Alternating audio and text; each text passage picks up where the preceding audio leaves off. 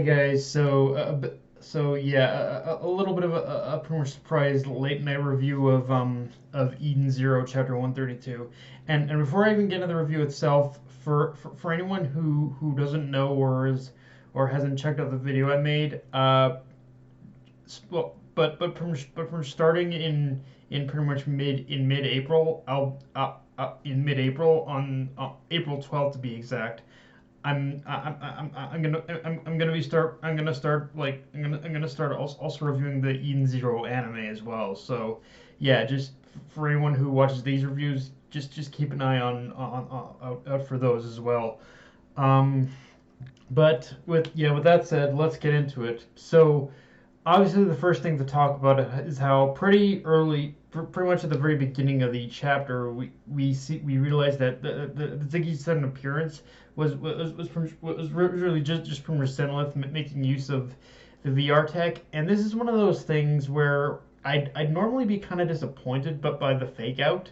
But in this case, it's used to great effect in order to teach Shiki a lesson about the near limitless and really dangerous and dangerous capabilities of the power of like Satan gravity when it's pretty much misused. And the thing is, for as sadistic as Zenlith was being, I really don't think Shiki would have learned this lesson any other way. If like I'm saying if Zenlith hadn't masqueraded as Ziggy, I don't think that Shiki would have pretty much learned this would have learned this lesson properly, um, because because the one thing I think that Ziggy really need I think that pretty much Shiki really needed to understand is what in this moment in this instance is what the abuse of this power looks like,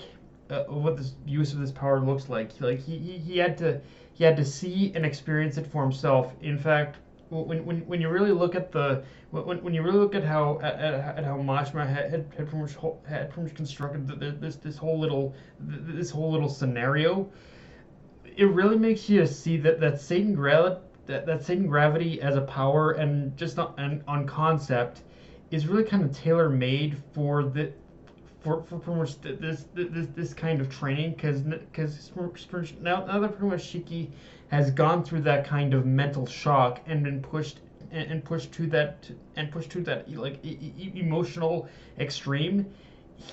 I think in a lot of ways Shiki is more prepared both physically and mentally to handle the strain of what Zenlith plans to teach him with him what teach him, and obviously it's the technique that Zenlith didn't teach Ziggy. But also I think another thing that pretty much going through that going through this whole strenuous experience has done for Shiki is that it's given him a lot more clarity, and I think in some ways it's given him a lot more clarity of mind in order to be able to harness overdrive more pretty much effectively in a way that's not so erratic and uncontrollable. Because when I'm thinking back to Shiki's battle with Dragon Joe, and when he first used his overdrive power, in a lot of ways that there were moments here and there where it definitely looked like that Shiki was almost letting himself be consumed by the power. But pretty much now with this training that he's undergone, and with this experience and all that, I think on top of the fact that he's more mentally prepared in order to handle what Prince Zenlith has planned has planned for him. I think Shiki also is going to have the ability in order to better control the overdrive power that he hasn't, the overdrive power now.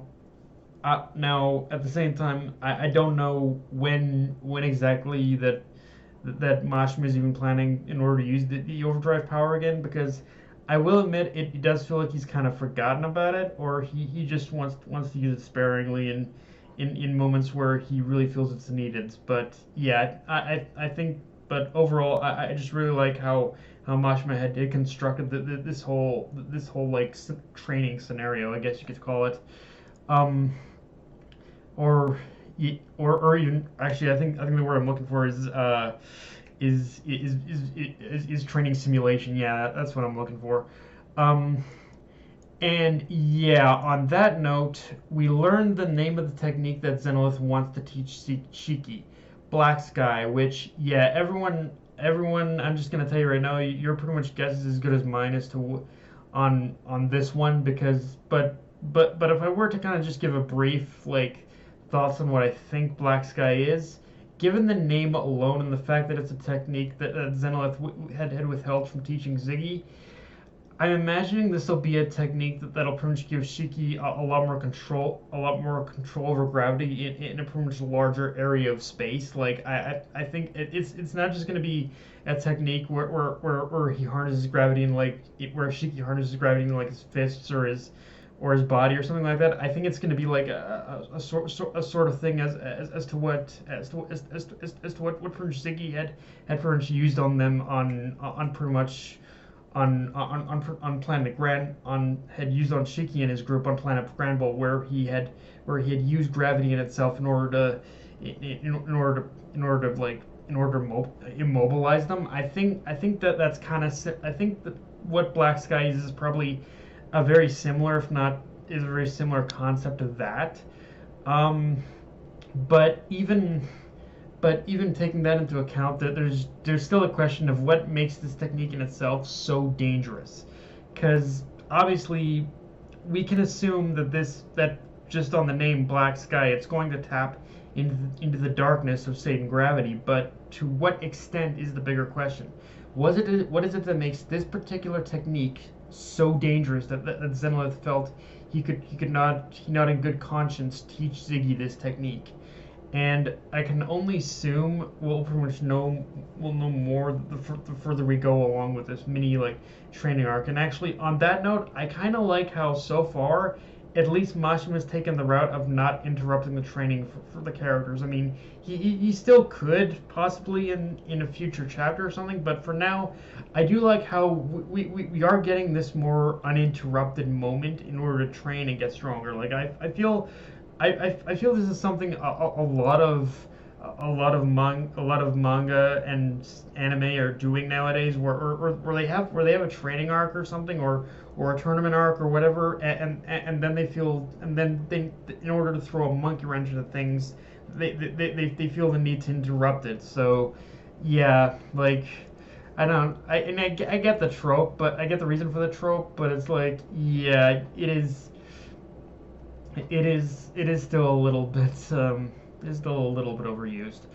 Um, of course, Shiki's not the only one getting some one-on-one training, as by the end of the chapter, Witch decides to start training Rebecca. And one thing I love especially about this is that, as we saw during the Foresta arc, Rebecca had already been making strides in developing her powers, but when you really get down to it, she was really only taking baby steps for fear of activating reverse in the same way that she had done when she was captured by Drac and Joe.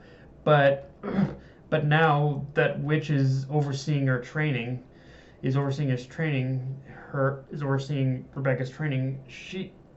Rebecca's gonna have a full Hard Knocks like training course now, and I think.